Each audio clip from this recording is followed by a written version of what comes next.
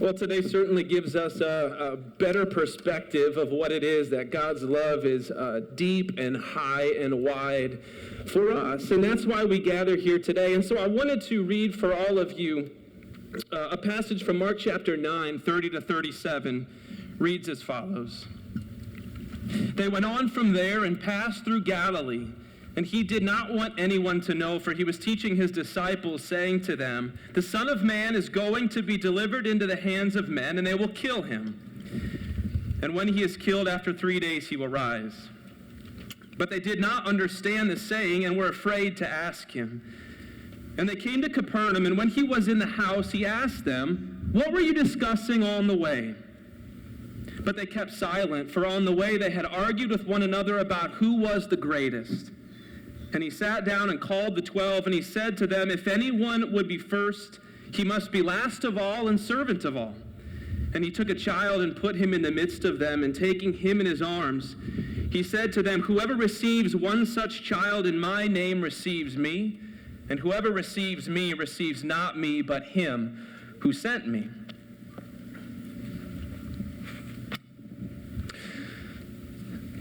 Well, one of the latest viral videos that has been spanning across the internet is of a man who is shaving on a train as it's moving between New York and New Jersey. Have you seen this video before? Okay. Several hands of the 2.4 plus million people who have seen this video earlier this week, and I am one of them as well. And it's one of those videos that after you watch it, you ask yourself, why? You know? Why did I just watch that video? Because it literally is a man shaving on a train who appears to repeatedly flick the shaving cream on the floor and then finally get up after this minute-long video ends and goes to the bathroom in the train. Well, you don't see that part really, but he wipes off all the shaving cream. That's how the video goes. And I thought to myself, it's not so much the content of the video that struck me, but the comments in the video made about this man.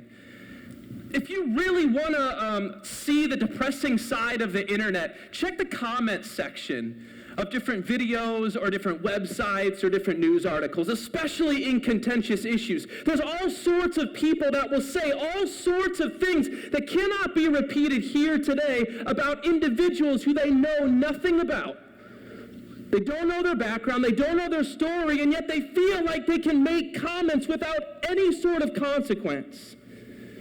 It was interesting because this video that I had watched earlier this week, and several of you have, was all captured by an individual on this train who was sitting in a seat adjacent, capturing this man shaving, this middle-aged man in a black satin jacket without his knowledge and without his consent.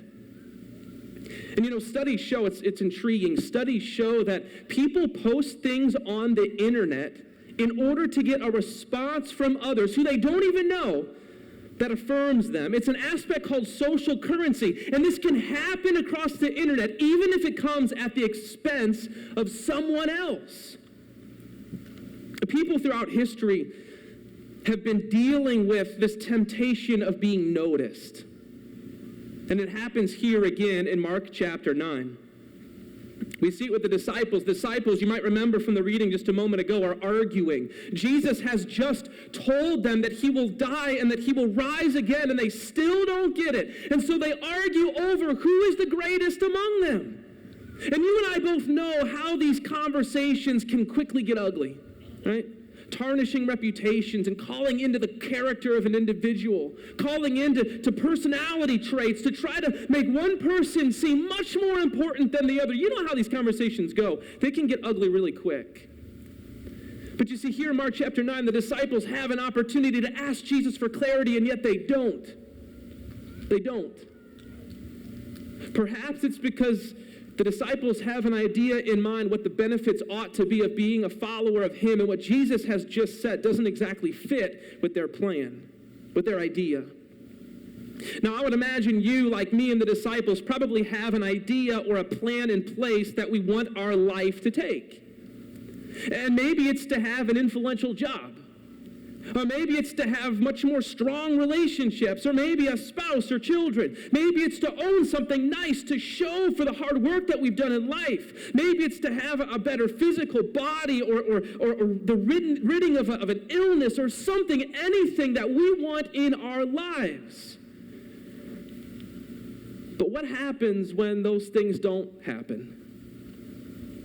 Where do we end up when we have a plan in place, but different directions in life take us in a whole different area that we never would have expected?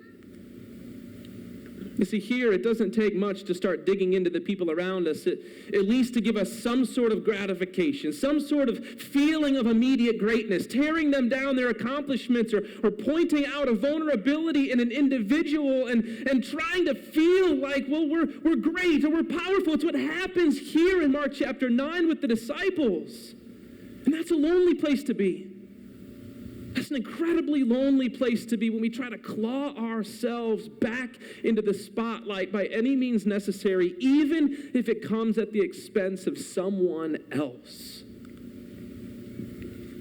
This man who was shaving on the train between New York and New Jersey, he didn't know that his video was being taken, but he went to his siblings' home, and his siblings told him that this video was being posted all across the internet, being spread like wildfire all across the internet, being seen by millions of people. He had no idea. And so he wanted to take an opportunity to tell his story, and he did it, and it appeared in New York Times. And what he said is that this moment in his life caught him in a great place of vulnerability. You see, this man was in a homeless shelter in Manhattan. And previous to the homeless shelter, he had found himself sleeping under bridges, crying many days, trying to figure out why he was in this situation. He went on to say that his brother had given him money whenever his time at the homeless shelter in Manhattan had come to an abrupt end, and this money was used by him to get on a train and go to another sibling's house to stay with them for a while. His time at the homeless shelter came to such an abrupt end that he didn't have a chance to shower, didn't have a chance to shave, and so he saw it as an opportunity there in that moment just to be clean shaven, so when he approached his sibling's door, he wouldn't have to be embarrassed in telling his own sibling, his own family, that he had been homeless. It makes you wonder if that video would have been posted at all had this individual filming it known as backstory. But what ended up happening is that the vulnerability of an individual was exploited for a cheap laugh of other people.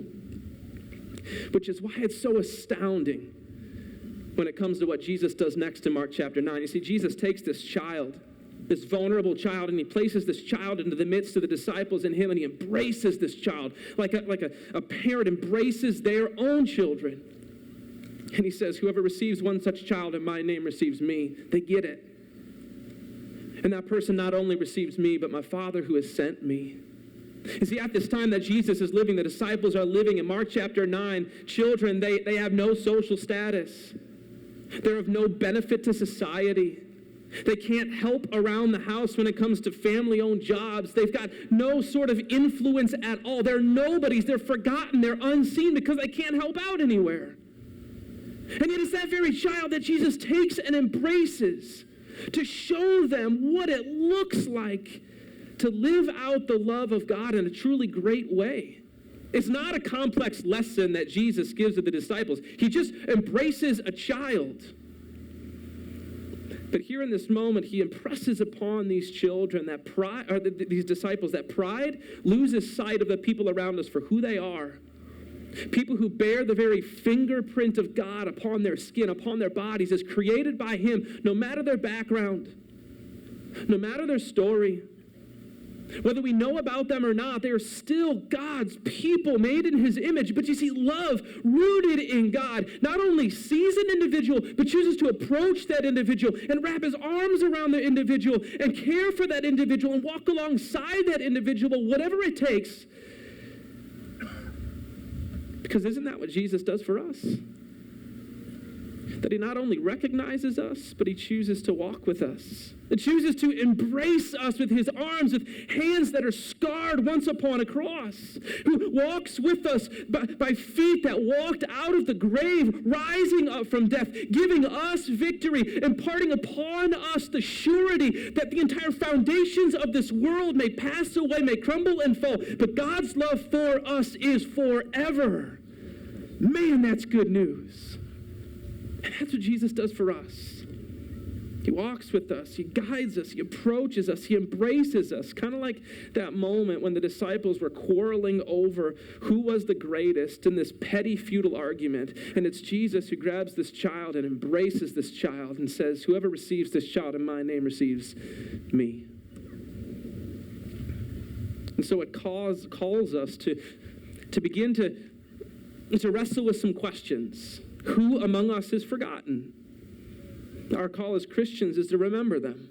Who among us is vulnerable? Our call as Christians is to lift them up and support them the very best that we can. Who among us is lonely? Our call as Christians is to befriend them and sit with them and listen to them no matter who they are. Who among us is hurting or sad or grieving or lonely? Our call as Christians, and a glorious one that it is to love them just as Christ loves us.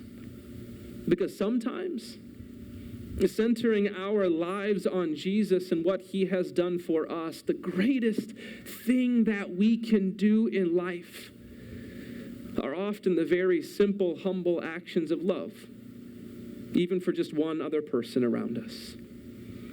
May you be strengthened in the love of Jesus to continue to pursue the people around you. We love because he first loved us. In the name of Jesus, amen.